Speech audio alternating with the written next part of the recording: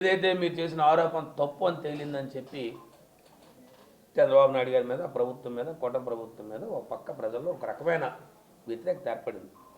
ఎంత మహాప్రతిష్ట, మనం అది మహాప్రసాదంగా భావిస్తాం.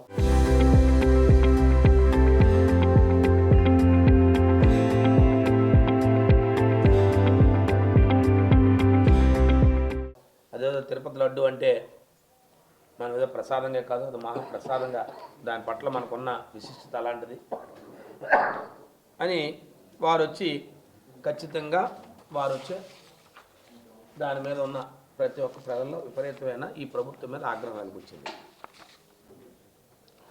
ఎప్పుడైతే ఇవన్నీ జరిగి ఈ ప్రభుత్వం మీద ఒక మచ్చ వచ్చింది, మనం కేవలం రాజకీయాల కోసం ఆ వెంకటేశ్వర స్వామిని కూడా మనం వాడుకుంటున్నాం. ముఖ్యంగా చంద్రబాబు నాయుడు గారు రాజకీయాల కోసం వెంకటేశ్వర స్వామిని కూడా రాజకీయాల్లోకి తీసుకొస్తున్నారు, ఆ స్వామివారిని అని చెప్పి ఎప్పుడైతే ప్రజలు అనుకున్నారో వారు ఒక సమావేశం ఏర్పాటు చేసుకున్నారు. ఏదో ఈ రాష్ట్ర ప్రభుత్వం, ఈ ప్రభుత్వం ఏర్పడిన తర్వాత నాకు తెలిసి ప్రమాణ స్వీకారం రోజు ఏమో డ్యాస్ మీద కనబడ్డారు తప్ప మళ్ళీ ఇప్పుడే కనబడ్డారు వాళ్ళందరూ కూడా.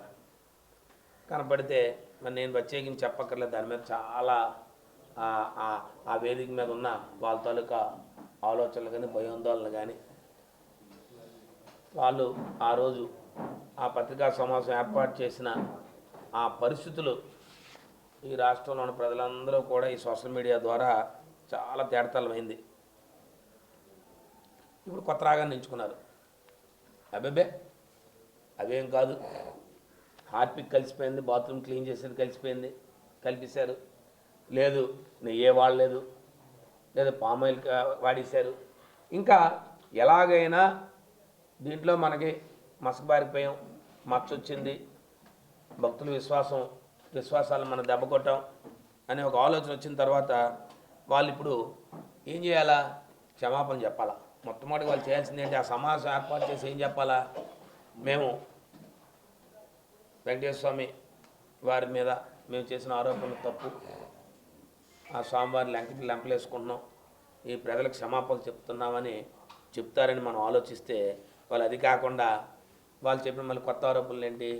ఇందులో ఏదో పామాయిల్ కలిసింది, లేదా హార్పిక్ కలిసింది, ఏదో బాత్రూమ్ క్లీన్ చేసే కలిసింది, అంటే వారి నోటికి ఏది వస్తుంది దానికి సంబంధించి సిబిఐ వాళ్ళు ఏదైతే అత్యున్నతమైన ఎన్డీబీబీ కానీ ఎన్డీఆర్ఐ సంస్థ ఏదైతే ఉన్నాయో, ల్యాబ్స్ ఉన్నాయో, ఆ ల్యాబ్స్ని టెస్టింగ్ చేసిన సంస్థలు ఇవన్నీ పోగా మీరు వారి మీద ఎదురుదాడి మళ్ళీ అబ్బే ఆ సంస్థల్లో బాలు వాళ్ళు అలా చేశారు, వీళ్ళు ఎలా చేశారు, ఇవన్నీదో విచారణ చేస్తున్న సమయంలో ఉన్న అధికారులు అందరూ మీరు నియమించిన అధికారులే, లేదా సిబిఐ ఛార్జ్ షీట్ ఫైల్ చేసిన అధికారుల్లో ఉంటే ఈ రాష్ట్రంలో ఉన్న అధికారులే, ఎవరైతే మీరు ప్రతిపాదన చేసిన అధికారులే అందులో ఉన్నారు. ఇవన్నీ మీ హయాంలోనే. కానీ ఇప్పుడు ఏం చెప్తున్నారు మీరు? అబ్బాయి అలాంటివి లేవు అని తిరిగి ఎదురుదాడి. అంటే ఎదురుదాడి చేస్తే దాని ద్వారా మనకి కొన్ని టీవీలు, కొన్ని ఛానళ్ళు ఉన్నాయి, ఈ ఛానల్ ద్వారా ఈ కార్యక్రమాలు చేయొచ్చు అని మీరు ఆలోచన. మొన్నటి రోజుని మరి డిప్యూటీ సీఎం గారు పవన్ కళ్యాణ్ గారు మాట్లాడినప్పుడు వారు అబ్బాయి మేము అలాంటి ఆరోపణలు చేయలేదు, నేనేమి దెన్ గవర్నమెంట్ మీద కానీ ముఖ్యమంత్రి గారు నేనే కలిసిందని చెప్పానా అని అన్న ఆయన వ్యక్తి మళ్ళీ మరుసటి రోజు హిందూ ధర్మ రక్షణ పరిషత్ అని చెప్పి మరి వారి గురించి చెప్తే ప్రత్యేకంగా వారు ఒకప్పుడు ఈ సనాతన ధర్మం గురించి మాట్లాడిన వారు మరి ఏ రకంగా గతంలో మాట్లాడిన మాటలు నేను ప్రత్యేకంగా చెప్పాల్సిన అవసరం లేదు. అయితే ఈరోజు అవసరం.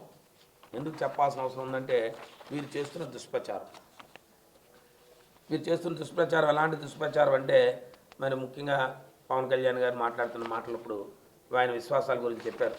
ఆయన విశ్వాసాల గురించి నేను ఎలాంటి విశ్వాసాల గురించి చెప్పారంటే ఆయన రోజుకో స్టేట్మెంట్. ఒక సైడ్లో నాకు దేవుని మీద నమ్మకం లేదంటారు, నేను వచ్చి బ్యాప్టిస్ట్ అంటారు, ఒక సందర్భంలో దేవుడి పెట్టే దీపంతో హారతితో వెలిగించానంటారు. ఆయన మాట్లాడిన మాటలు ఒకసారి నేను కమ్యూనిస్ట్ అంటారు. అంటే మీరు మాట్లాడుతున్న మాటలన్నీ ఇవి మేము చెప్పిన మాటలు కాదు, మేమేదో ఆరోపణ మేము ఆరోపణ చేయట్లే. మీరు గతంలో మాట్లాడిన మాటలనే మళ్ళీ ఒకసారి ఉటంకిస్తున్నాం, మేమందరికీ తెలియజేస్తాం.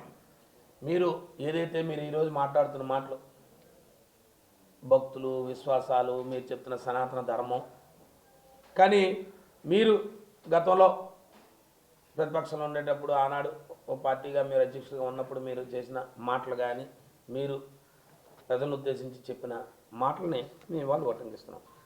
ఇలా అనేక రకాలైన మాటలు. ఇంకా ఎంత ఘోరం అంటే అయోధ్యకు వచ్చి ఈ లడ్డూలు వెళ్ళిపోయి ఈ దీంతో కలిసి చేసినాయి. ఆ రోజు ఎవరు?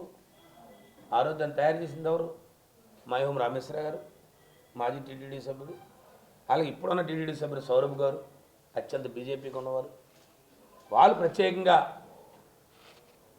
టీటీడీకి రిక్వెస్ట్ చేసుకొని మెటీరియల్స్ ఇచ్చి వాళ్ళు తయారు చేయించుకొని అయోధ్యకి తీసుకెళ్ళారు.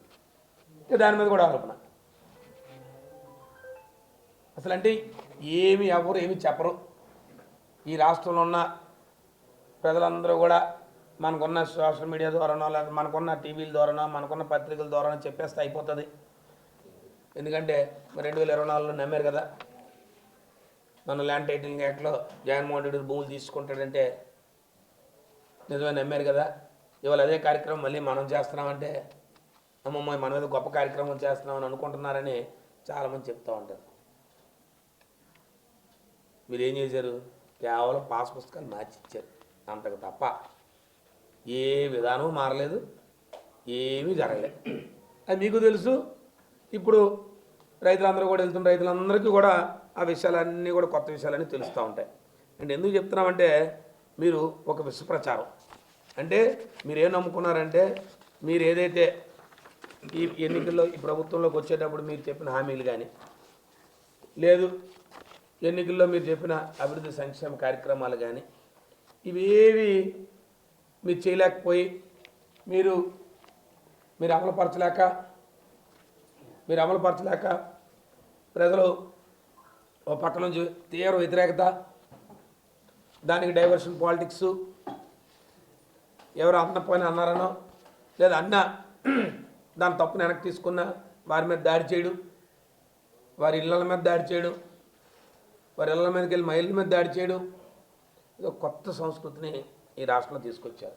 ఈ కల్తీ అంశాన్ని మీరు ఏదో విషభేదాలు నాడుదాం అని ఎన్నికల వరకు దీన్ని ఎలా తీసుకెళ్దామని మీకు ఒక ఆలోచన పడింది.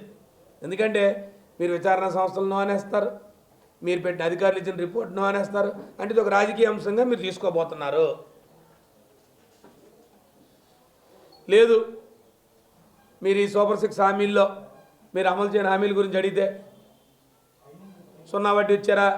లేదు మాకు కల్తీనేయ అంశం తేలేంత వరకు మేమేం దాని అంశం వరకు మేము ఇంకో సబ్జెక్ట్ టేకప్ చేయమని చెప్తారు. అంటే ప్రభుత్వంలో ఏ కార్యక్రమం లేదు. ఏంటుందంటే తెల్లవారితే కల్తీనేయ అంశం లేదా మన రెడ్ బుక్ రాజ్యాంగం. అంబేద్కర్ గారి రాజ్యాంగాన్ని ఇక్కడ అమలుపరచరు. మీ మీద ఎవరైనా ఆరోపణ చేస్తే వాళ్ళ మీద కేసులు కడతారు. లేదు మీ మీద ఆరోపణలు చేస్తే వాళ్ళ ఇళ్ళ మీద తిరగబడతారు. వాళ్ళ ఇళ్ళ మీద పెట్రోల్ బాంబులతో దాడి చేస్తారు. ఈ రాష్ట్రంలో శాంతి భద్రతల వ్యవస్థ అనేది ఈ రాష్ట్రంలో ఎన్నడూ జరగలే అని ఎంత శాంతి భద్రతలు నిర్వీర్యమైపోయే పరిస్థితి. ఓ పక్క గంజాయి ఎక్కడా కూడా ఈరోజు లేదు. ఇంకా మీరు చేయాల్సిన కార్యక్రమాలు ఉద్యోగస్తులు పిఆర్సీ అడిగామనుకోండి, పాప వాళ్ళు అడిగారు అనుకోండి, కల్తీనే అంశం తేలాలి, ఇప్పుడు దాని సంగతి ముందు దాంట్లో ఉన్నామంటారు. లేదు ఏ అంశం తీసుకోండి, మీరు హామీలు ఇచ్చిన అంశం ఏ హామీలు కూడా గత 6 నెలలుగా సంవత్సరం నెలగా ఏ పని లేదు, అభివృద్ధి లేదు, కనీసం పని లేదు. ఎంత దిగజారిపోయిన వ్యవస్థలు అంటే యూరియా బస్తా ఇవ్వలేనంత పరిస్థితిలో ఈ ప్రభుత్వం ఉంది. రైతుకు ఒక యూరియా బస్తా పాప డబ్బు పెట్టి కొనుక్కున్నాం అనుకుంటే తను డబ్బు ఇచ్చి, అది కూడా 250-80 రూపాయలు ఉన్న యూరియా బస్తా, 900 రూపాయలు యూరియా బస్తా ఇవాళ 600-700 రూపాయలు. ఎక్కడ చెప్పండి, ఎక్కడైనా ఒక్క సంక్షేమ పథకాన్ని పూర్తి స్థాయిలో అమలుపరిచినట్టు ఎక్కడైనా మీకుందా? ఇవాళ సుమారుగా 3 లక్షల కోట్లు, ₹1-2 కాదు మీరు అప్పులు చేసింది. మీరు చేసిన అప్పు చూస్తే ఎందుకు చెప్తామంటే ఇవన్నీ కూడా. కాబట్టి ఇవాళ మీరు చేస్తున్న ఏవైతే ఆరోపణలు ఉన్నాయో అవన్నీ నిరాధారణ ఆరోపణలు. చరిత్ర సృష్టించినోడు ఇప్పుడు ఆ చరిత్రని తిరగరాయబోతున్నాడు. అబద్ధాల గోడల్ని బద్దలు కొట్టి నిజాలను రాగా మీ ముందుంచబోతున్నాడు. నిజమైన వార్తల కోసం వెంటనే డౌన్లోడ్ చేసుకోండి రా యాప్ని.